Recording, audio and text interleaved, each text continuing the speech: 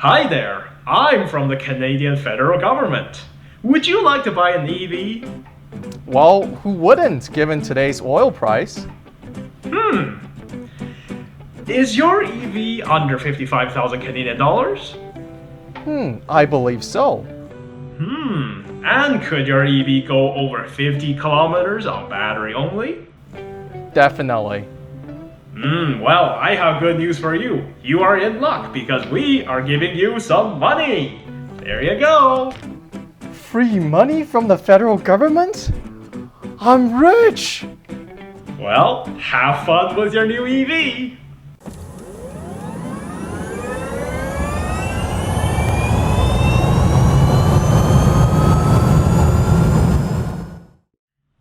Welcome everyone to Ready Steady Charge. My name is Solomon and joining me today is John. We are here to talk about the changes made to the iZEV program by the Canadian federal government. This is a specific program that gives a certain amount of money to EV buyers to subsidize the price of their new EV. So this program includes battery electric vehicles, so that's pure EVs, plug-in hybrid EVs, so those are hybrids which you can plug in and charge, and also fuel cell EVs, which are more typically known as hydrogen vehicles. Before we talk about the changes, I think it's very important to understand what the program already has, and it's already a fairly big program. So John, you have been reading up about this for quite a bit. Why don't you get us caught up on what the program was already like before the new changes? I would absolutely love to. So the iZEV program was initially started in May of 2019. Back then, you were either eligible for the $5,000 full EV rebate, or you were able to be eligible for a smaller incentive of $2,500.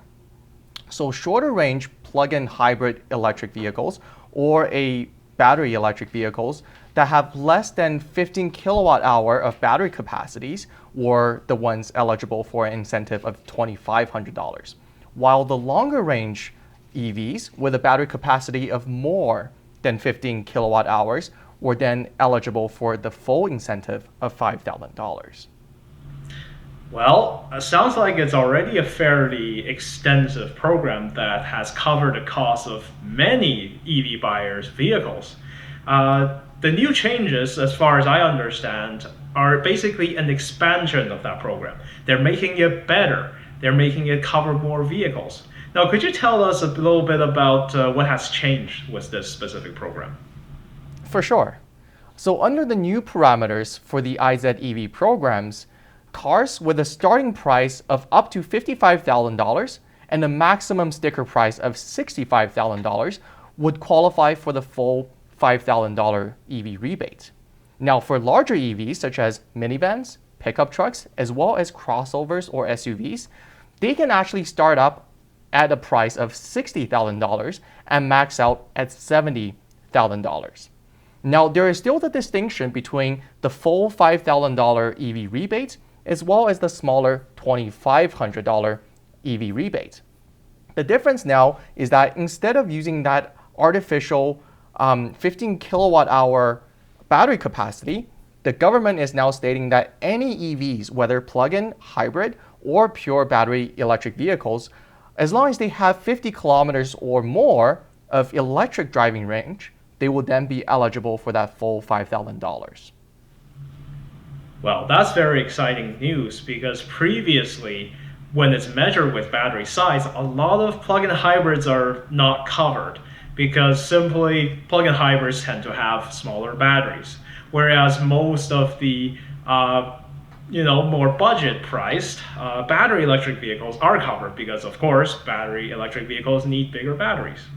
Now, it's interesting that you mentioned the program determines the price, whether it's $5,000 or $25,000, based on the range.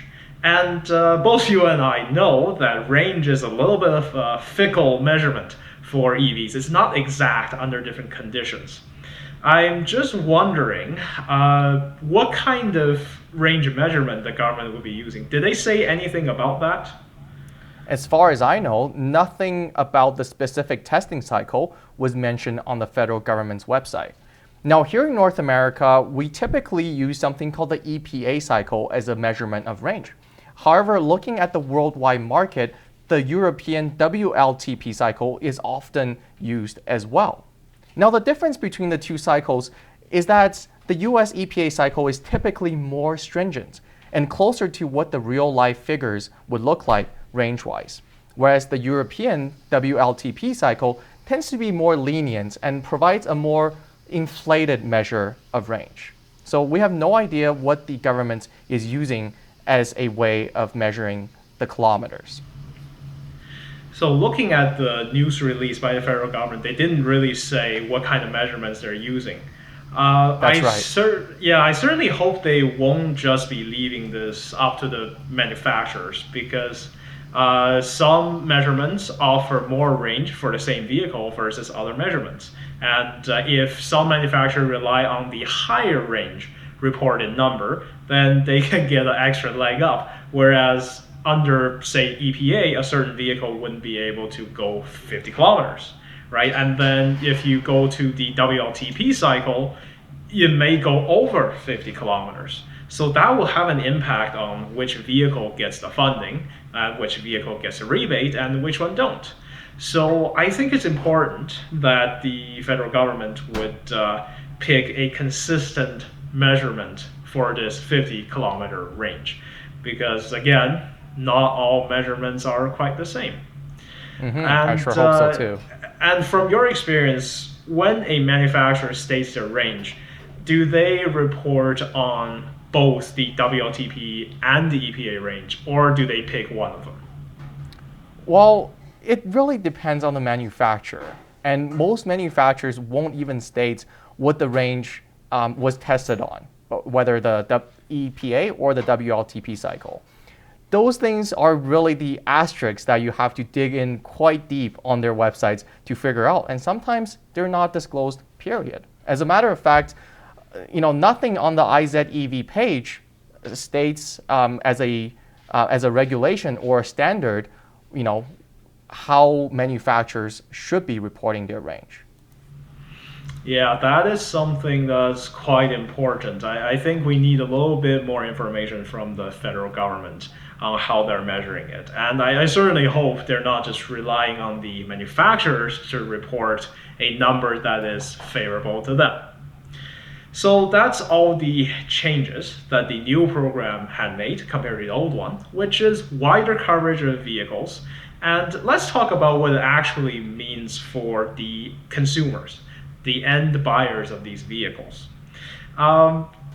I'm excited that this program covers vehicles that are considered SUVs and also in terms of trucks. I'm very excited about the F-150 Lightning. Do you think that will be covered by this rebate program? For sure. As we all know, that the F-150 has been one of the most popular vehicles purchased here in North America. So there's definitely a need for a utility vehicle such as the F-150 Lightning to exist as part of the iZEV program. Now, the average consumer-facing F-150 Lightning won't actually qualify for the program, as it has a starting price of almost $70,000. Remember, a vehicle such as a pickup needs to start at a price of $60,000 with a maxing out price of $70,000 for it to be able to be eligible for that $5,000 rebate. On the other hand, there is a commercial version of the F-150 Lightning here in Canada called the F-150 Lightning Pro. It starts only at a price of $58,000 before freight and tax, which would make it eligible for the $5,000 rebate. So it really depends on how the federal government is going to look at the situation, whether it's going to look at the commercial as well as the consumer-facing F-150 Lightnings as the same vehicle, but of different trim levels, or if they're going to look at them as two separate vehicles. One thing I should mention is that the commercial version of the F-150 Lightning is not going to be able to be sold to regular consumers unless you have a business account with them. That's very important. You know, in Canada and also especially in Alberta, we love our pickup trucks. You We see sure so do. many of them, so many of them out there on the road. A lot more than other places in the world for sure. So it will be good to know for commercial operators versus individual buyers whether or not this program can give them an extra $5,000 and encourage EV adoption. Okay, so I'm going to, well, we're going to put a link in the description for both the actual news release by the federal government as well as a list. So this is a big list of vehicles that are currently covered under the iZEV program. And all of these vehicles would either receive a $5,000 or a $5,000 or $2,500 rebate. I'm going to take a look at some vehicles that were previously not included in this program. And there are basically two types of vehicles. There are some really high-end ones, which means originally these vehicles have a price that is too high to be covered by the program. And on the other end would be the low-end vehicles, which means their range is too small, or the battery is actually too small to be covered by the previous program. I'm gonna take a look at the top-end vehicles, so the more expensive vehicles, which are previously not covered because of expensive price.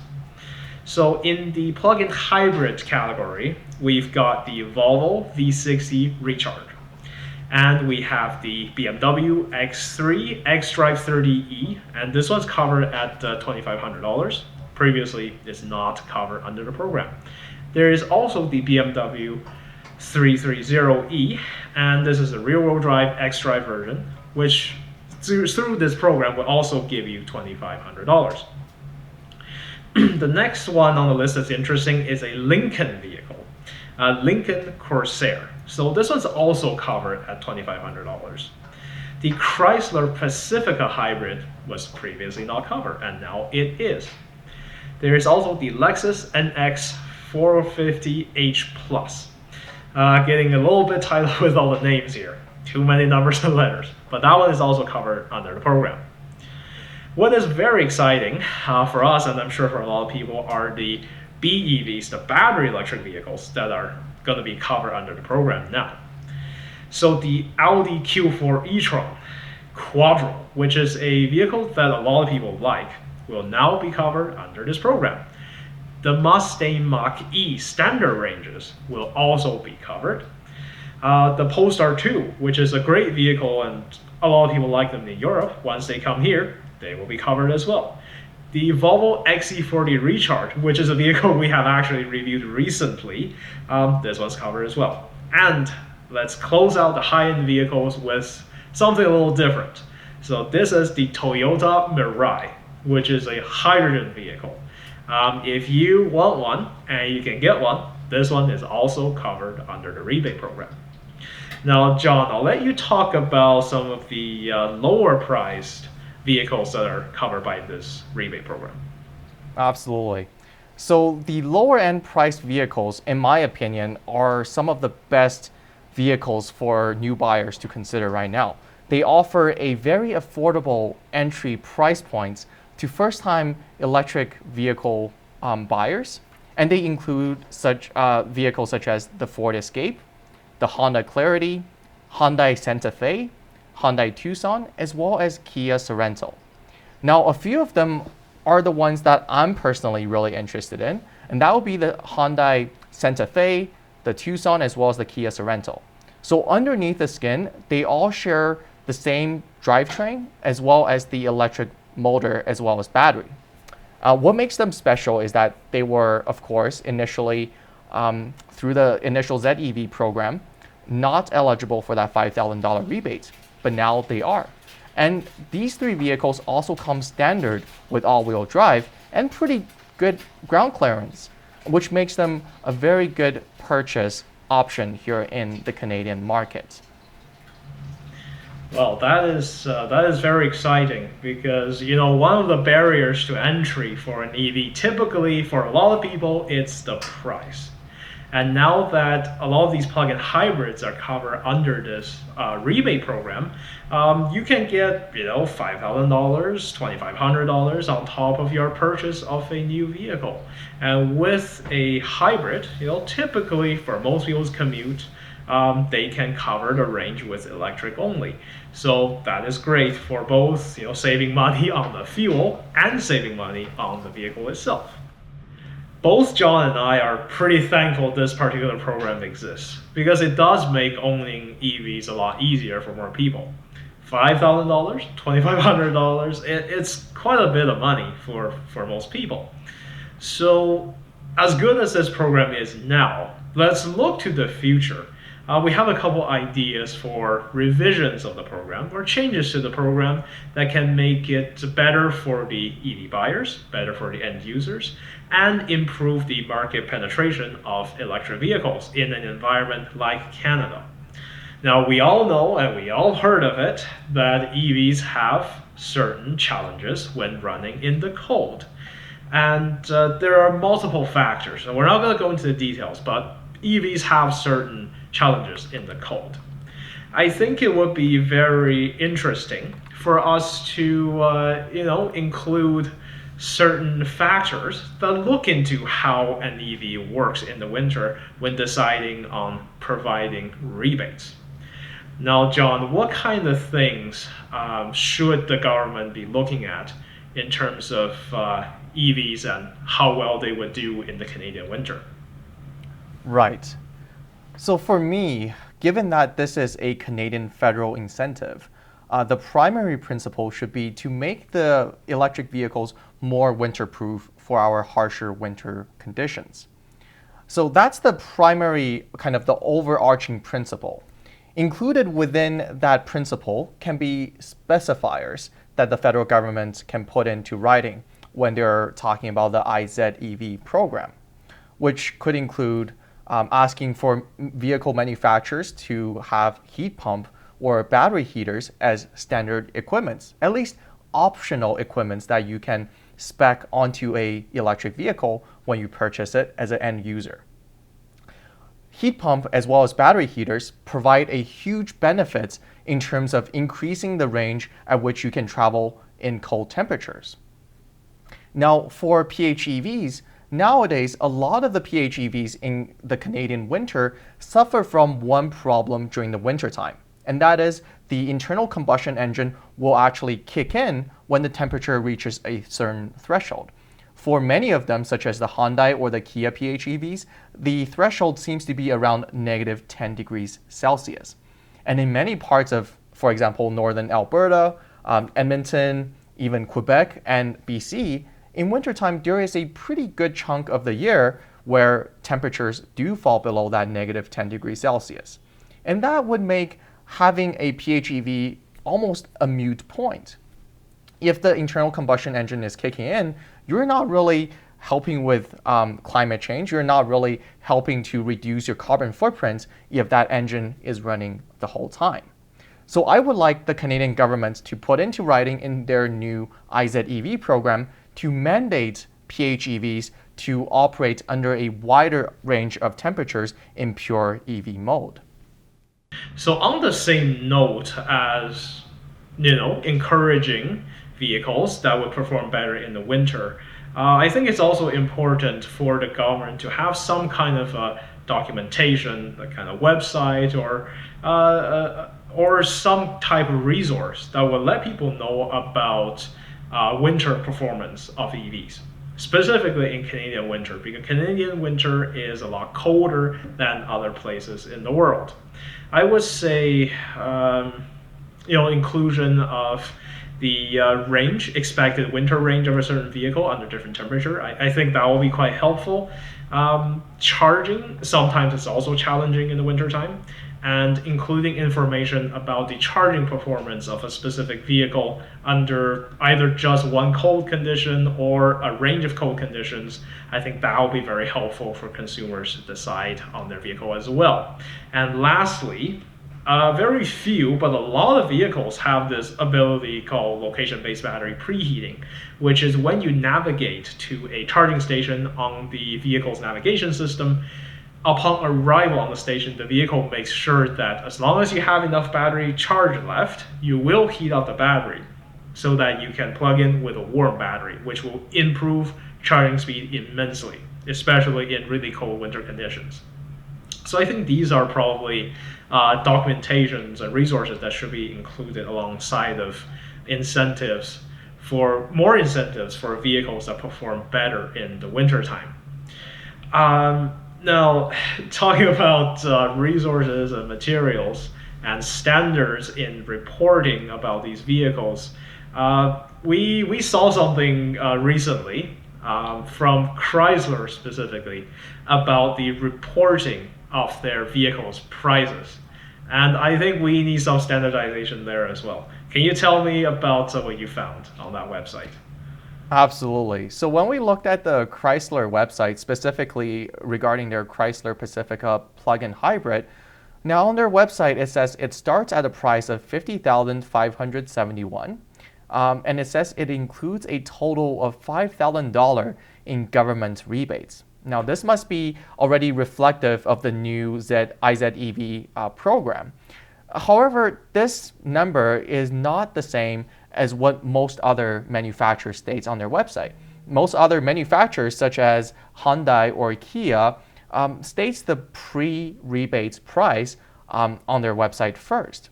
So this lack of consistency or this lack of standardization really brings another layer of confusion to consumers.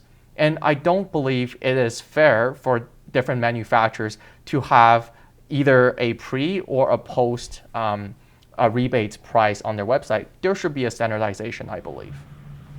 Yes, and because the rebate program, whether or not they give you money for a specific vehicle, is so based on price, I think it's also important that all manufacturers on their website or on other sites that advertise their vehicles display a price in a standardized way.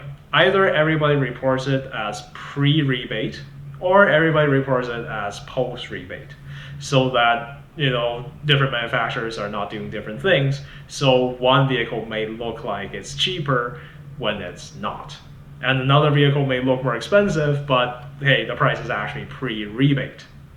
And I think it's also important that each manufacturers for each of their vehicles report what is the actual rebate that their vehicles will get, whether it's the $5,000 or the $25,000.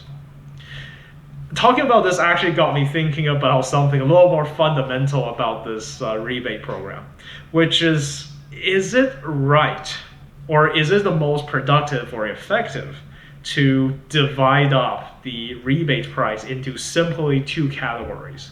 The category for the $5,000 rebate or the category for the $2,500 rebate. In this way, you're dividing a spectrum of prices in EVs into these two categories. Do you think it's more helpful to do it, let's say, in a different way? I do believe there are better ways to do this. EVs don't end up in two price brackets, just like how incentives shouldn't be dedicated as either $2,500 or $5,000, as EVs range in a continuous spectrum in terms of their pricing. So a more fair way, I believe, to incentivize buyers might be to set a certain percentage of the total vehicle price as the amount of rebate, or simply provide a GST rebate, which here in Canada would be 5% deduction off the total price of the vehicle. Yeah, so perhaps percentage applied to a wide range of vehicles is a more useful way to apply rebates.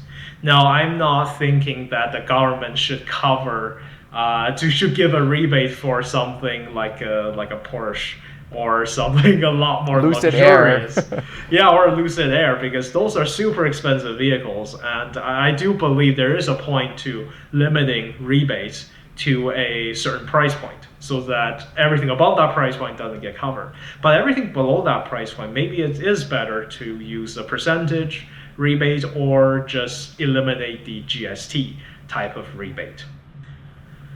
Well, thank you for joining us on this podcast episode about the iZEV rebate program and its changes from the Canadian federal government. I hope you found this video quite helpful and informative. If you got any questions or any comments, please put it in the description below. We would appreciate it if you would give us a big thumbs up and subscribe to our channel. So my name is Solomon. With me today is John, and we'll see you on the next one.